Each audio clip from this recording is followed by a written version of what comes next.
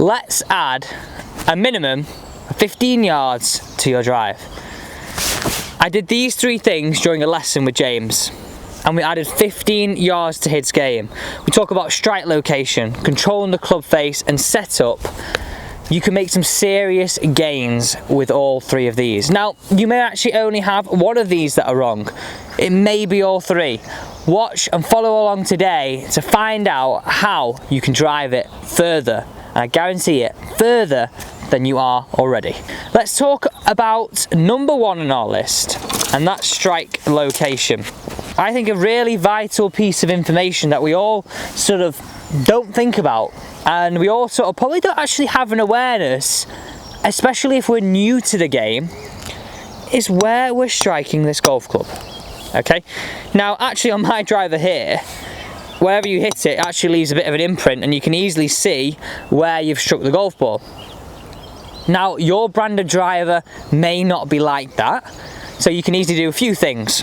Bit of tape, face tape over here, bit of foot spray, or even deodorant works. Let's firstly find out where you're striking it. Are you a little bit toe? Are you a little bit heel?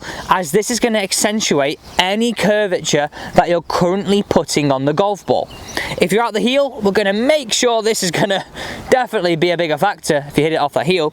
If you're off the toe, we're going to have more of this factor happening. And if you're out the middle, that is the place to be. We can diagnose or misdiagnose so many bad swings by just getting it out the wrong part of the golf club. Okay, think about it. You could think, oh, I was out 2 in there and her face is open and I hit this big sort of slicey one.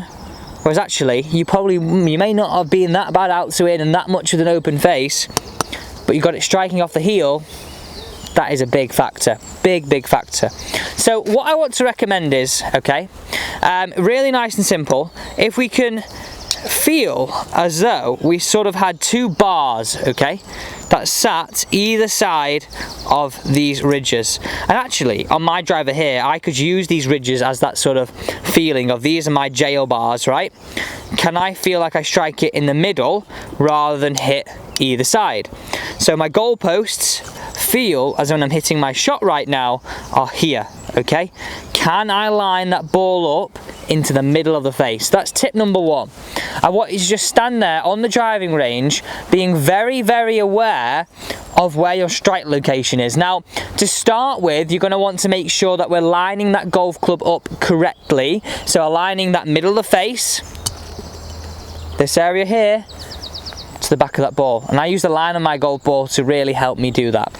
So let's make sure we're starting off in the correct space, and then we've got a best chance of hitting it. And I love this drill because it's a little bit of an awareness drill of, right, okay, where am I striking it right now? Feel like the outer part of my driver is now my jail. Can I strike it in between those bars? And that is a great way to really improve our strike location. Let's hit this one away.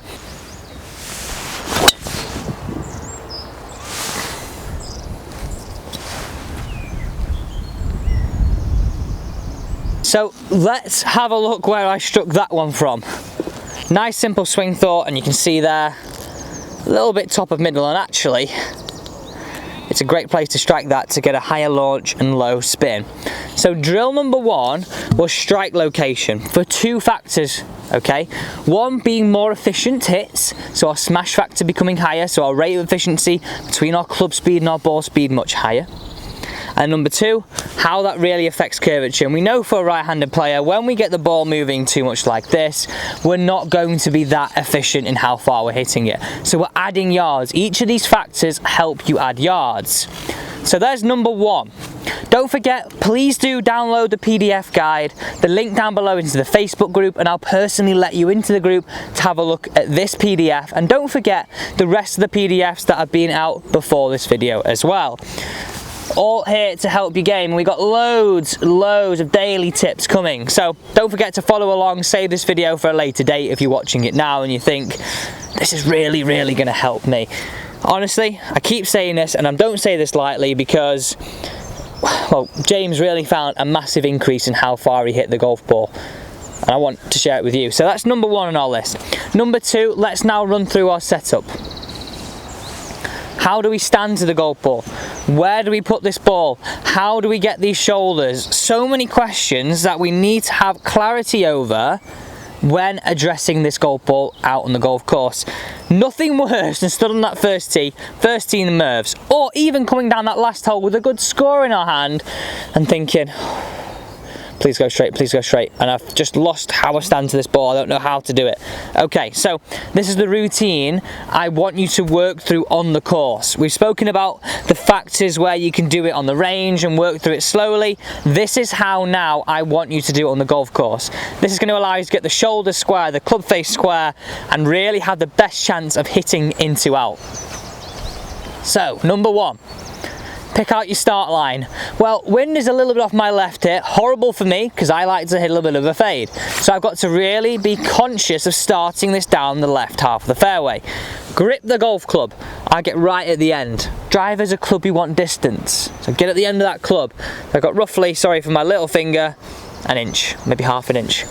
Right shoulder back, right shoulder down. So now I'm in here already setting my shoulders on this angle. Far too many golfers, shoulders level, increase the likelihood of this chopping to the ground. So back, down, hold it there, walk in with these shoulders set.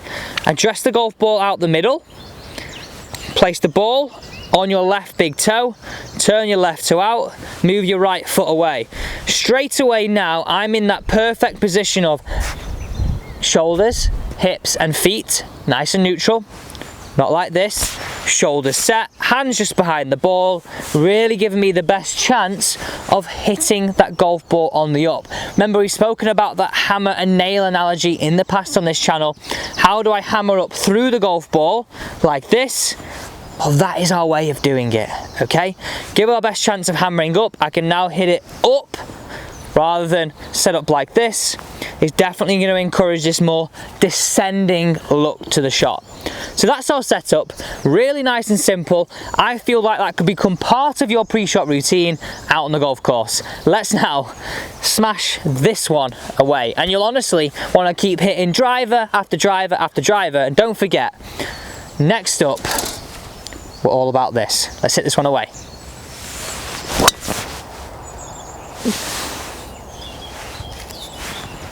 Not quite as good, that one, a little bit down the left wing, but definitely still felt long. Now, as we said, we're watching this video and we're here because we want to add yards to our driver. We also want to reduce curvature.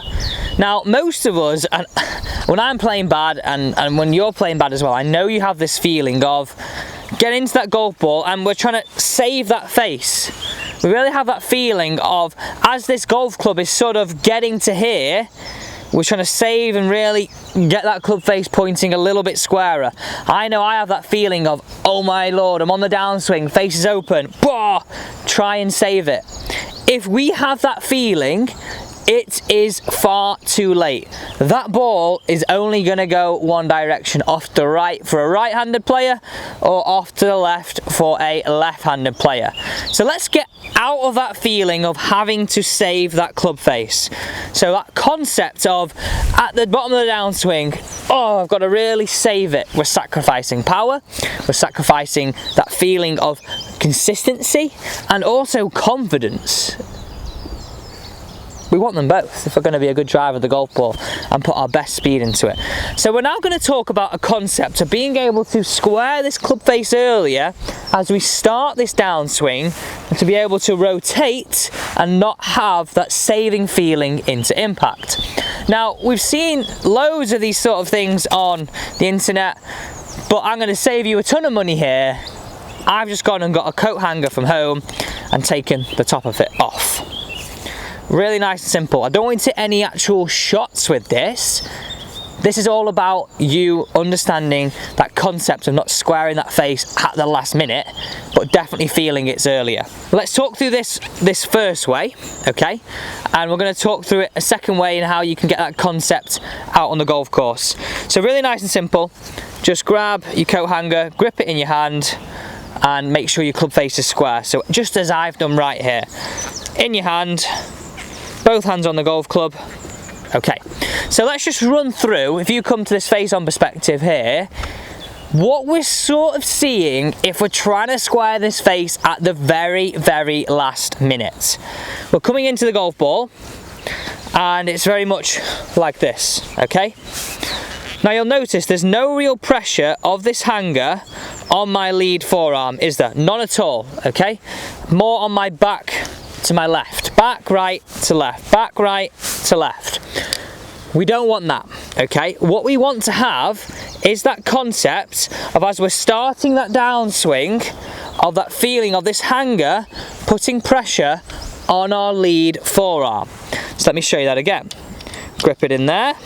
Make sure your club face is nice and square. Set it up to the top. Pressure on lead forearm. Now rotate. Look where my golf club is now. Pressure on the back forearm. Look where my club face is now. This is going to require a lot of manipulation as opposed to feeling as though I'm squaring it to start the downswing. So almost that concept of, as my hands pass my shoulder height to my hip height, that club face is already starting to square, as opposed to trying to square it from knee height into the golf ball. Let's ruin that concept, get that concept out, and that whole theory of being able to start that downswing, pressure of the hanger into the lead forearm, rotate into the golf ball. Now for me, using that visual couldn't be any simpler. So I mentioned something there to you, that concept of squaring it from shoulder height to hip height. And I want you to imagine now you have got a T-peg pointing out of your club face, okay? Straight out your club face.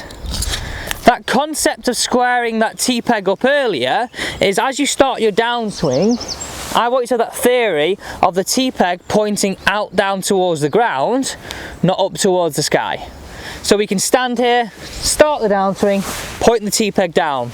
Point the T-peg down, not point it up.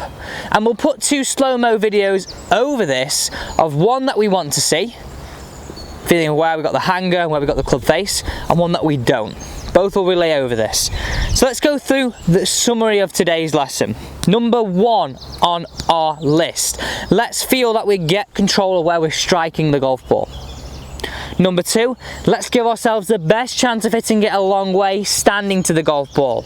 And number three, that concept of not saving that face at last minute, sacrificing accuracy, sacrificing strike, sacrificing distance, but that concept of squaring earlier to be able to turn much faster into the golf ball. All the top players in the world are doing it right now. Let's give you the best chance of doing it to the best of your ability. Let's hit this one away. Thank you so much for watching today's video. I really hope you enjoyed it. Don't forget, if you did enjoy this, I would really appreciate it if you join this channel, join this team by hitting that big red subscribe button. And obviously, if you did enjoy it, hit the thumbs up button too. Thanks for watching.